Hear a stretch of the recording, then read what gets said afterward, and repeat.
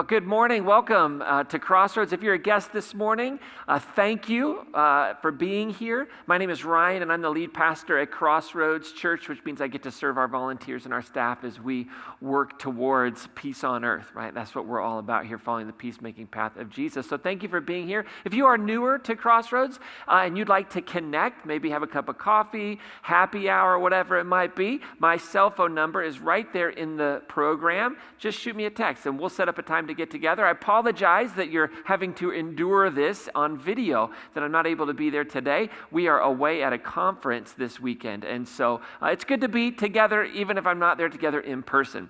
And we've been walking through really this fun series called Ted Lasso, the Book of Lasso, TED Talks, the Book of Lasso, and we've been looking at some major themes from this show that took the world by storm and how they intersect with some of the really beautiful themes of our Christian tradition, particularly themes that relate to how we relate to one another and how we need one another in our lives and the power of forgiveness and optimism and things like that. And so I'm glad we're together, even though it's not together in person, right? But let me ask you a question as we get kind of started here with our topic from the day. How many of you have ever kept a secret? Ever kept a secret? Raise your hand up nice and high. Look around. See the secret keepers in the room. And let me ask you this question. Maybe you kept a secret from people you love. Maybe you kept a secret just from people you work with. And it wasn't necessarily because you thought you did something wrong or because it was bad, let's say. But maybe you just kept that thing a secret because you were afraid of how they might respond.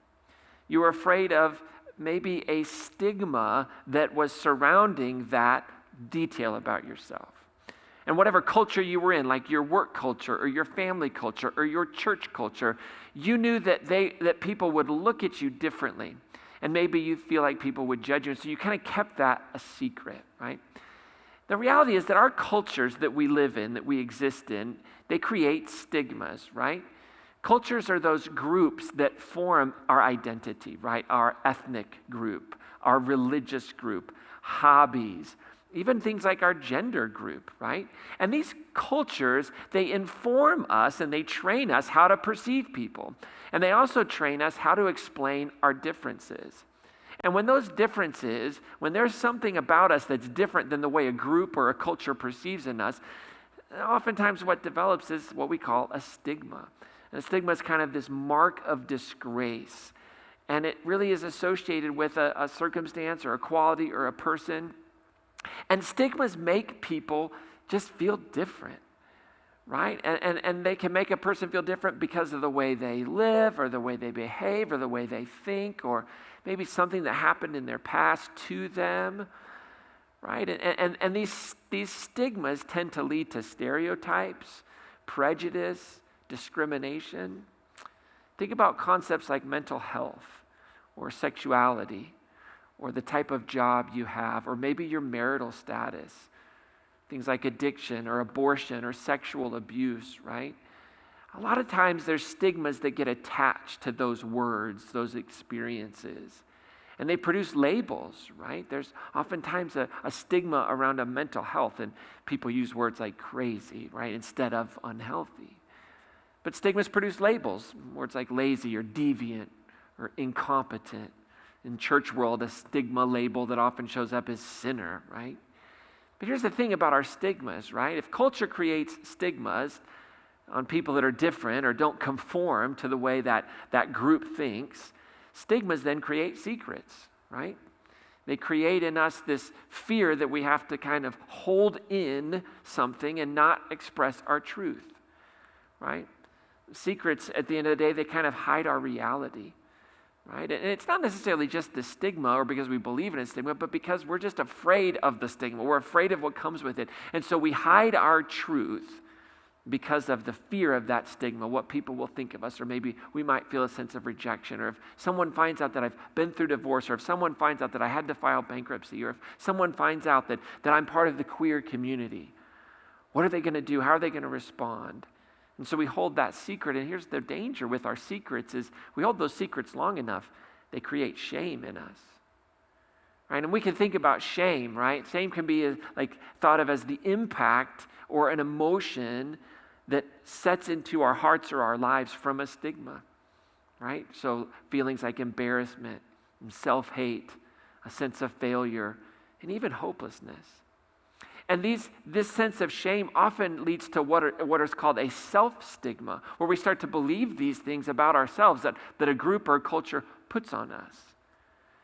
And stigma, shame, and secrets, at the end of the day, they just lead to social disconnection and inner turmoil.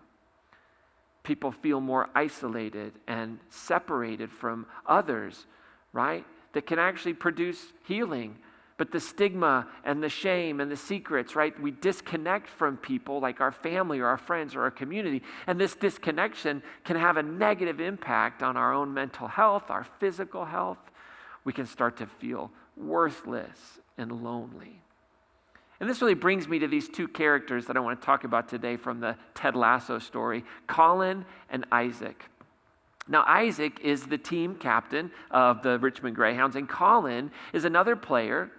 And in every season, you kind of see in the first two seasons, Colin really struggles with his sense of self-worth. And it's kind of interesting because in season 1, we find Colin as this character who's bullying Nate at the time, who is the kit man. And he's kind of bullying him, and it just seems strange that he's doing that. It doesn't feel like it's authentic for him, like he's playing this part. And we learn about Colin later on in season 3, after you kind of get to know him, after you get to kind of experience some of his own quirks about who he is and how he's really concerned with the way people think about him. We learn that he's living with a secret, that he's gay. And in season 3, there's a journalist named Trent Krim who's following the team around and kind of documenting the season that they're having. And Trent discovers this secret, and Trent himself is gay.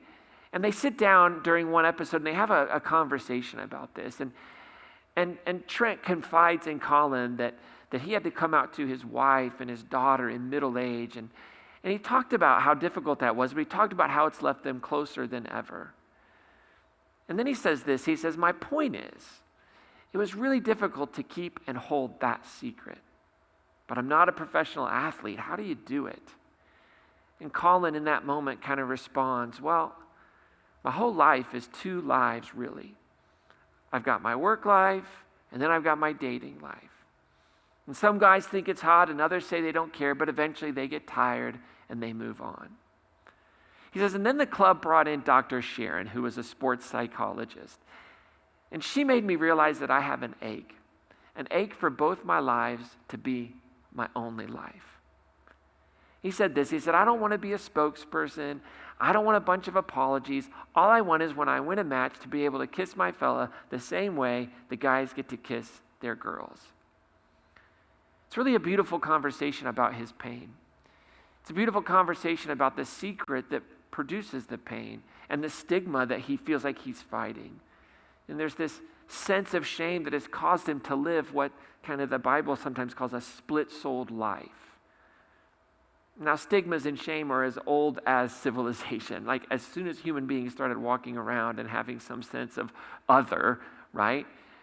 As soon as we had cultures form and structures, political structures, and dominant systems, right, that would use their power to define what is normal and to use their power to define what is different, stigmas and shame and secrets emerged.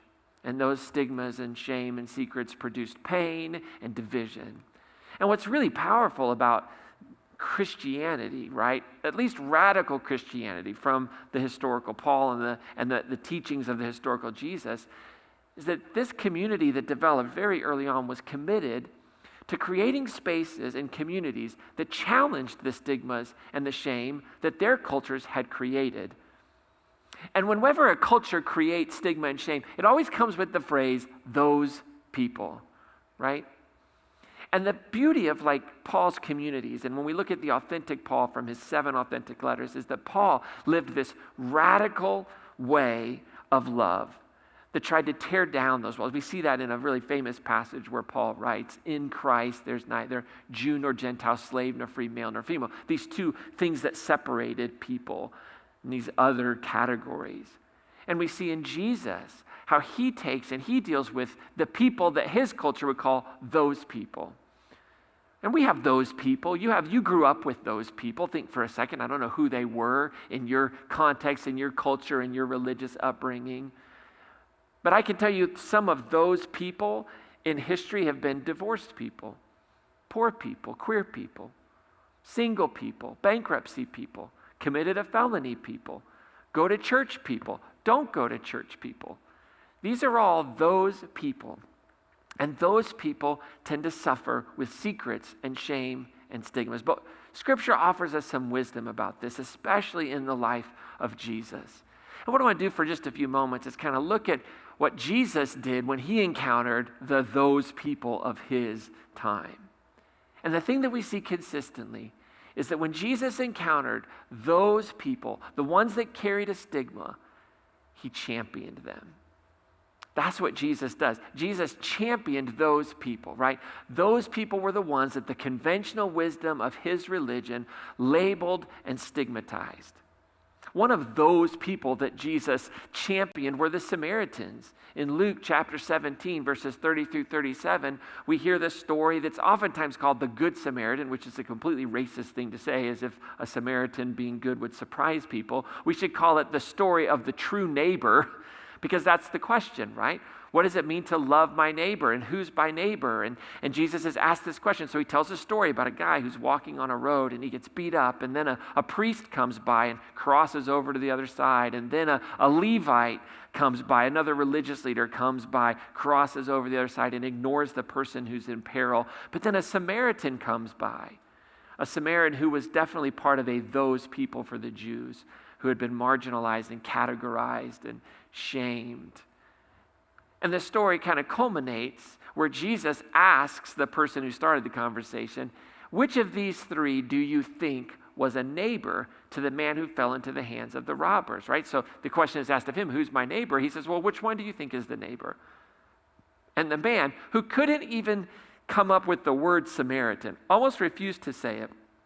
He said, the one who showed him mercy. What I love about this moment is that Jesus champions those people because Jesus turns those people, the Samaritans, into merciful heroes. Right? He takes a people group that his audience would certainly other, that his audience would say, they don't belong, they don't fit in, and he turns them into the hero. And it's a hero of mercy. Now hang on to that, because there's another group of the others that Jesus champions, and that's the poor. And in Mark chapter 12, verse 41, we have this really interesting story where Jesus is sitting with people, and he's sitting there and he's watching. And it says that he sat down opposite the treasury, and he watched the crowd putting money into the treasury. And many rich people put in large sums. So Jesus, imagine, is sitting at church, and he's watching the offering basket go by, and he's watching people put in all these big checks, right? And then he says that a poor widow came and put in 2 small copper coins, which are worth a penny. Right? So you got all these people that are putting in big money, big checks, and this poor widow, right, first of all, being poor, right, marginalized, othered, a widow also othered, stigmatized. She comes in and just takes these 2 small copper coins and she drops them in. And he calls his disciples over and he says, check this out, look at this, look at this. This poor widow has put in more than all those who are contributing to the treasury. So it's like, what are you talking about, Jesus? That is crazy.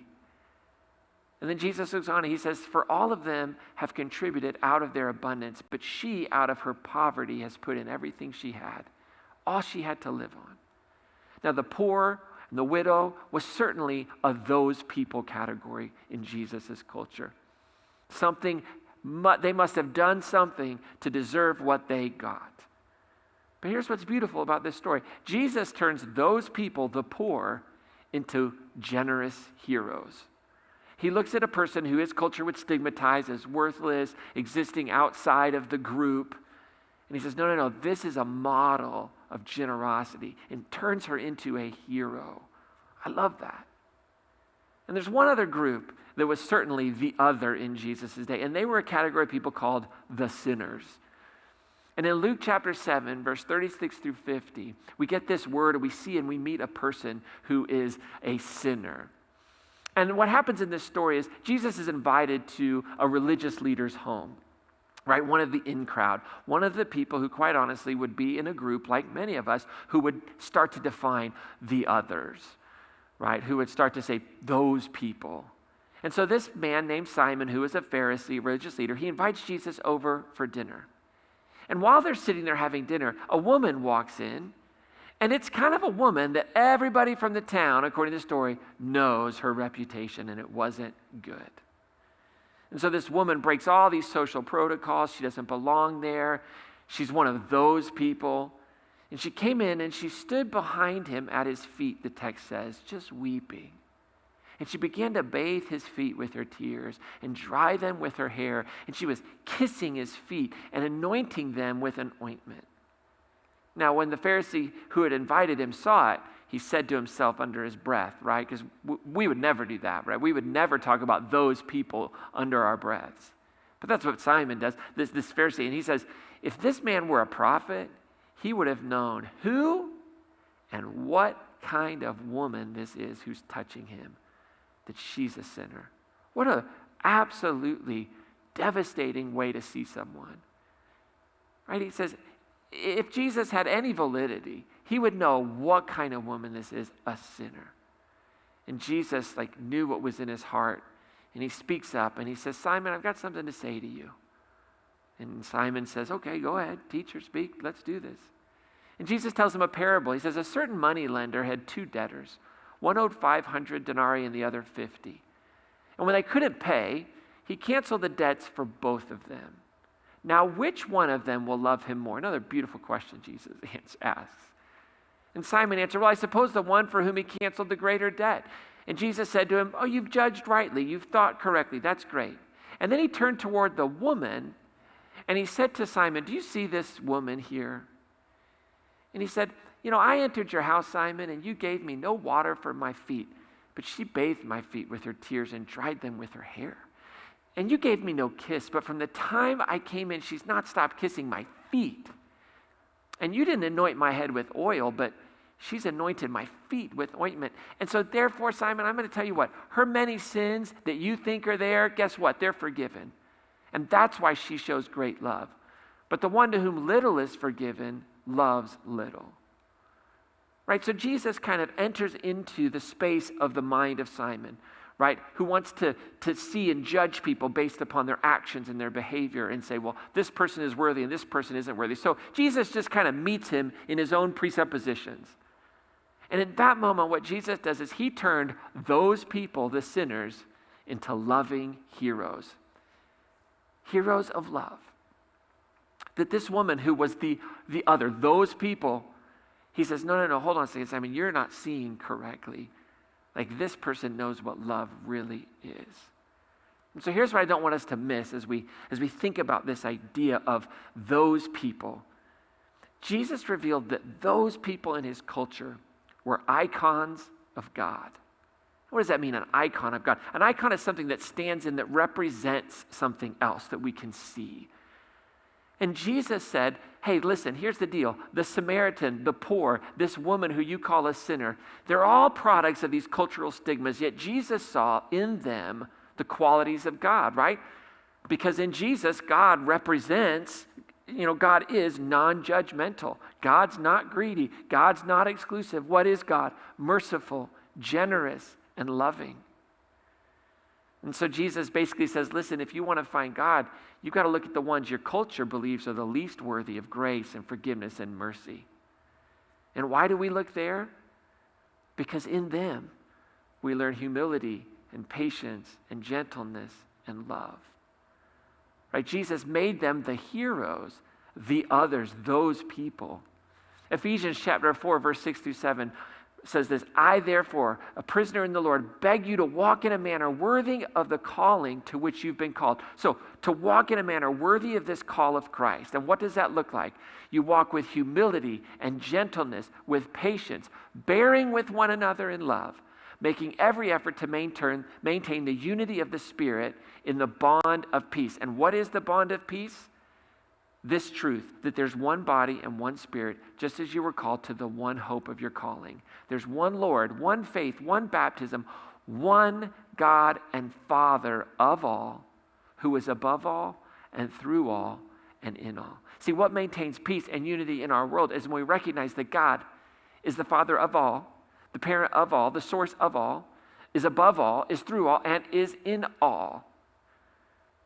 And so we live this out in our everyday normal life by, first of all, just remembering that God is in all those people.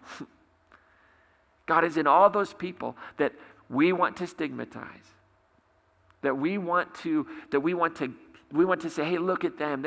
They're bad people. Look at their behavior. Look at their actions. And what our culture, whatever that might be, says, hey, listen, there's a problem here. They don't behave like us. They don't think of, they've done things we think are wrong, right? That stigma, the way we start to get past those things is to first of all remember that God is in all those people. And we start to learn that destroying that stigma requires emotionally connecting with those people's pain. That if we're ever going to destroy the stigma, we have to get close enough, like Jesus did, and connect emotionally with their pain. Jesus had to connect emotionally with the pain of the Samaritans who would be set as outcasts and as other. He had to connect with this woman and get close to this woman and understand her life and the pain that she experienced. Jesus would get close to those who were labeled sinners, would get close to the widows and the orphans and understand their pain. And in doing so, that begins to destroy the stigma because we get to know people. And when we get to know people, we realize that they're more than the issues. And a great picture of how this works is this relationship with Isaac and Colin. Because Isaac and Colin are great friends in the show, really, really good friends, right? And they count on one another. They're joking around all the time. They spend a lot of time together. But Colin has kept this secret from Isaac. And during the third season, Isaac accidentally finds out that Colin has kept this secret in a scene where he ends up with his phone. And in that moment, when he kind of realizes what he sees, he just kind of hands the phone back to him, and he's just he looks angry and confused, and he just walks away from his friend. And the way it's displayed is we're not really meant to understand exactly why he's mad. But what we find out in the next episode and what we see is that, Isaac just begins to shut out Colin, his friend. He ignores him, like he won't talk to him when they're in practice, and he just kind of starts to keep his distance. In fact, in one scene, Colin invites him, says, hey, do you want to go grab a beer to have a chat? And Isaac just looks at him and says, no, and he walks away. And later in that episode, the team is getting ready to head out for this match that they're getting ready to play. And all the players put their hands in, and Colin puts his hand in, and Isaac realizes that his hand is on Colin's, and he pulls his hand out of the pile, and he places it on top, like he doesn't even want to touch his hand. And you're just thinking, what is going on? And the camera shows Colin's face, and he just kind of sinks with rejection.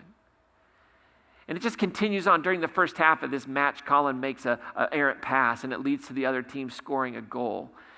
And in that moment, Isaac's anger just kind of comes out, and he comes at him, and he's yelling at him for the mistake that he made on the pitch. And they go down 1-0 because of it. And the half ends, and as they're walking off the field, there's this fan that's been screaming the whole time during the game. Just angry and visceral, saying all kinds of stuff to the team whenever they would make a mistake, calling them names. And the team's kind of walking in, and they're just kind of unaffected by it until the fan screams this homophobic slur at them. And something inside Isaac snaps, and he leaps over the barrier, runs up, and he just starts to go after the fan. And security and other players, they jump in and they restrain Isaac, but the ref comes over and gives him a red card and ejects him from the game. They also kind of kick the fan out without really knowing what's going on. And the scene ends, and it cuts to everybody in the locker room, and they're just kind of in silence. And Isaac walks in, and he's shaking. And he sits down, and he's got fists made, and he's shaking, and he's so angry. And the team's like, what happened out there? What's going on? And they finally get to the bottom of it, and they finally hear about what this fan said. And the team starts to tell Isaac, yeah, man, I mean, that's unexcusable, but that's what fans do. They say things, and your reaction isn't helping the team. And one of the teammates says, yeah, Isaac, you just have to ignore it. And when that teammate says that, Isaac kind of breaks his silence in the scene, and in just rage, he just screams out, ignore it. I don't want to ignore it. And he says, what if one of us is gay? Huh? What about that? We shouldn't have to deal with this. I'll let you fill in the word that he uses. And with that, he kind of rips off his captain armband. He hands it to another player, and he storms out of the locker room. And as he storms out, like Coach Ted and Roy, they kind of look at each other, and Roy decides to go and to find Isaac. And he goes and he finds Isaac, and Isaac is sitting there in the boot room just crying. And when he looks up and he sees Roy, he just immediately responds. He just says, no, get out, Roy. I don't need you to come in here. Just leave me alone. I messed up. I know it. I get it. I let the team down. I don't need you to start yelling at me. And Roy just quietly comes and sits down, and he says, I'm not here to yell at you. And they just sit there together in silence. Meanwhile, it cuts to the locker room. And the team is all in there still trying to figure out what just happened and why Isaac is so upset. And they kind of come to the conclusion that they just assume it's obvious. Isaac is gay. And then there's this conversation about how statistically more people in the locker room are probably gay. And the team just agrees that they don't need to discuss it any further. They just need to support Isaac. Sam Basama is one of the players, and he just says, all Isaac needs now is our support. And during that scene, while everybody's kind of talking and they're making the assumption about Isaac, right, they just continue to show Colin. And he's still holding a secret because of that stigma that culture has placed on him, particularly the professional sports culture. And so Coach Lasso, as the kind of conversation ends, he calls the team to focus. Okay, we got a second half to play. And the camera moves in on Colin, and his eyes are red, and you can tell that his heart is racing, and he just interrupts, and he says, whoa, hold on. Hold on. And he stands up and he says, Isaac's not gay. And then the scene ends. And the scene shifts back to Roy and Isaac, and they're sitting there in this boot room. And Roy says to Isaac, I don't know what happened out there, but I do know whatever it was isn't what you're really angry about, is it? And Isaac, with tears in his eyes, he just shakes his head. And so Roy says, trust me. You got to go deal with that, or you're going to screw up whatever it is you actually do care about. With that, the scene goes back to Colin. He's standing in the locker room with everybody. He's obviously told his teammates, and he just says, so we cool? And all the teammates start to encourage him. Of course, yeah, we cool. Of course, 1,000%. And then Danny Rojas, one of the players, says, you're gay, big whoop, big whoop. But we don't care, right, guys? We don't care. And when he says that, Ted interrupts him. He interrupts all this encouragement. He says, no, hold up. Colin, we do care, we do care. And then he gives this great speech. He says, when I was growing up in Kansas City, I had a buddy named Stevie Jewell. Now, he was a huge Denver Broncos fan. I thought this would be super pertinent for you all. He says, but we were all growing up smack dab in the middle of Chiefs country, so he used to catch a lot of guff for it, But me, I told him, I don't care. And I didn't, I didn't care that he wasn't. But then 97, 98, he had to watch back-to-back Super Bowls with the Denver Broncos in them all by himself. And the first one, he ate an entire 7-layer dip from Price Chopper all by himself. Big old thing. And it just wrecked his stomach. Apparently, he destroyed the bathroom in his parents' basement. The rumor was that it caused $9,000 worth of damage. Ted says, can you imagine? To a toilet, $9,000. He says, but next year, he did the exact same thing, all by himself. He must have thought it was good luck or something. I don't know. I wasn't there because I didn't care. He goes, but I should have cared, I should have supported him. I should have been at his house both them years, sharing that 7-layer dip with my friend while his garbage team wins back-to-back Super Bowls. And after a moment, Colin, who's just revealed this incredibly intimate truth of his life to all his friends, he looks a little confused. And he says to Ted, Coach, did you just compare being gay to being a Denver Broncos fan? And Ted kind of realizes his blunder, and he says, you know what, I did, and I regret it. Sorry about that, shouldn't have done that. And the conversation then shifts to this funny scene where all these European footballers are asking, what in the world are the Denver Broncos? And Ted jumps in, he's like, that's a great question. It's an American football reference, an absolute fumble situation. But the point is, he gets back to the point, and he says this. He says, Colin, we don't not care. We care very much. We care about who you are and what you must have been going through. Yeah? But hey, from now on, you don't have to go through it all by yourself. And Jamie adds, yeah, you hear that? You got us, mate, and we got you. And the scene is coming to an end. They all come to the team huddle for the second half. And after they, do their hands in the middle and shout it out, you see Colin, and he's breathing this huge sigh of relief. And that sigh is this relief, is the sign of freedom. It's the binding up of a broken heart. It's a release from a captivity of fear. And later on, we find that really what was driving Isaac so frustrating was he couldn't figure out what was wrong with him, why Colin wouldn't share his secret with him. And he goes and he meets him at his house, and he says, what about me made you think that I couldn't be trusted, that you couldn't trust me with it? And Colin just says, it's not you. I was 99% sure you would, but there was 1% chance of me that was afraid. And they have a great conversation, and they come together, and we see this beautiful, beautiful picture of what happens when we learn from that person that we call those people. And if we could learn to live out the wisdom of seeing those people, wherever they are, whatever stigma they bear, whether it's a stigma that comes with poverty or sexuality or gender or race, or a stigma that comes with immigration status or education, if we can start to see those people wherever they are, not as people to exclude or shame, but as heroes of the story.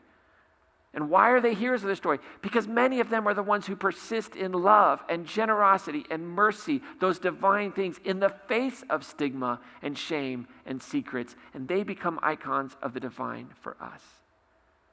And when we learn to stand with them, what's called solidarity, something powerful happens. Because solidarity heals broken hearts and unlocks the shackles of shame in our world. Now, how does it do that? By simply saying, you're not alone. You belong. You're not alone. You belong. Regardless of what you do, regardless of who you are, regardless of any secret, you belong. And people who stand in solidarity with those living under a stigma become allies. And when we live in solidarity with those people, we ourselves become icons of Emmanuel, God with us. Because isn't that what God does in the person of Jesus? Take on flesh and come and stand with us, those people. So in just a moment, we're going to receive communion. And as we do that, I want to encourage you to just give pause and ask yourself, what is it that God's inviting you into today? Right, as you come and receive the cup, which is a representation of the blood of Christ, which was shed for everyone, and as you receive the bread, which is a representation of the body of Christ that was broken for you, that Jesus himself was othered. As you hold those today, maybe consider who the others are in your life and how you could become an ally. Maybe you sense an invitation to volunteer with one of our partners in hope who serve people suffering from a societal stigma. And I want to encourage those of you that you really into the Jesus peacemaking path is to memorize the blessing of Jesus for the stigmatized that's found in Matthew chapter 5, verse 1 through 12, right? Where Jesus says, blessed are the poor, right? Jesus says, blessed are those, that beatitude, like there's a blessing that's found in them. And so as we sing this song together, as we pause, you're encouraged to just take a few moments and ask, what's God inviting you into? If you're here today and this is the first time you've ever experienced communion, you are welcome to come to the table. We believe that this is God's table, not ours. We don't get to decide who comes. It's an opportunity for us to experience and express the love of God. And that's what we find in this bread and in this juice, a demonstration, a symbol of just how much God loves all of us. So we're going to sing these songs, have communion. I invite you to stand right now and come and be served. And then we're going to pray for Spooky Palooza together, a couple of announcements, and then Dennis is going to give you a blessing to get you out of here to enjoy your week.